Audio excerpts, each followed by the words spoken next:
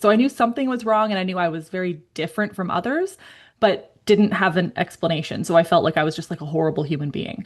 Once I was able to actually get a diagnosis of BPD, borderline personality disorder, it allowed me to understand, okay, so all of these challenges that I've had since I was a child are coming down to this challenge of emotion dysregulation, meaning my emotions are really extreme.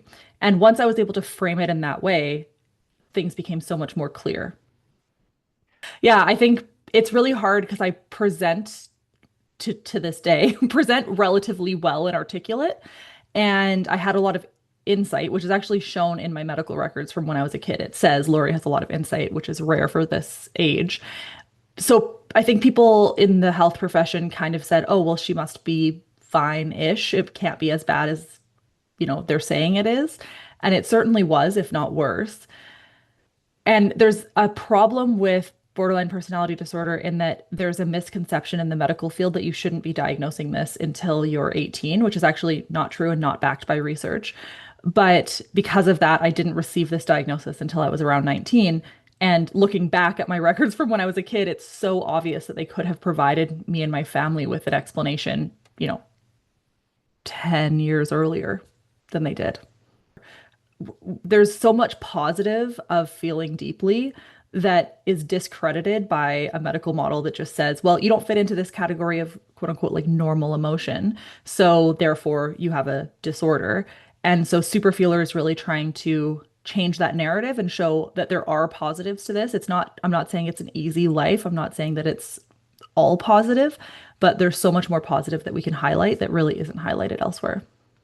I mean, I have unfortunately alienated a lot of family because of my reactions to things when I was younger. And I perpetuated a lot of domestic violence, which obviously is horrible and I do not condone. But as a child with undiagnosed, untreated mental illness, I was reacting in the only ways that I knew how.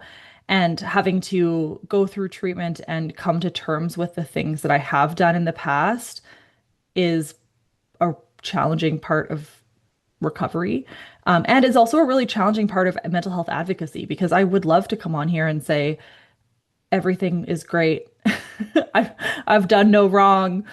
I'm a perfect human being, but that's not the case. And there's so many people struggling in the world that feel alone or they feel like nobody else is like them. And especially when it comes to this challenge of violence, it's something that a lot of people live in shame about, not only as a person who is perpetuating the violence, but also as a person who is experiencing it.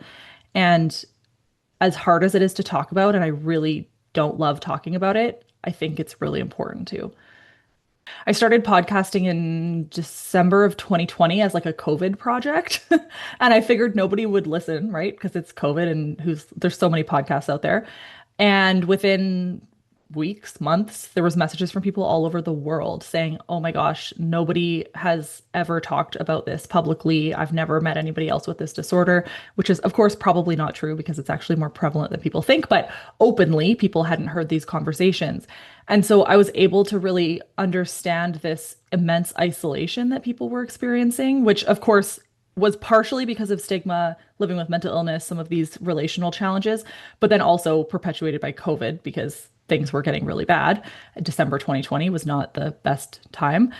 And so I was hearing from all these people and going like, okay, so there's a huge gap in services, especially internationally, that somehow me sharing my story and helping others share their story through podcasting is meeting a need for people, but there's more of a need of community, which is where the peer support group, the Super Feelers Club, came to be, because I had actually maybe, I don't know, 8 or 9 years before that started, gone to the health system and said, "Hey, I think we need peer support for borderline personality disorder," and was shut down because it was too risky.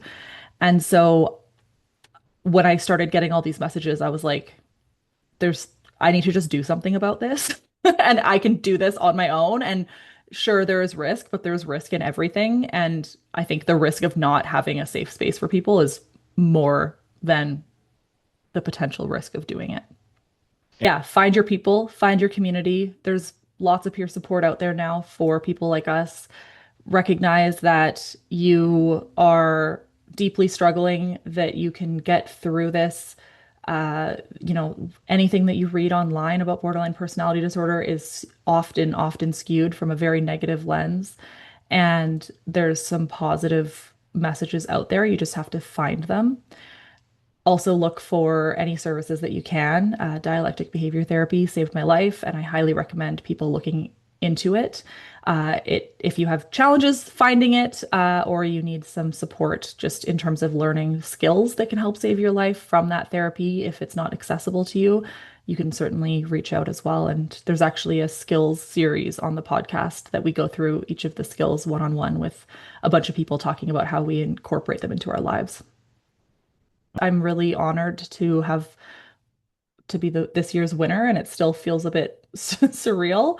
But yeah, thanks so much, John, for having me and for helping us spread messages of hope.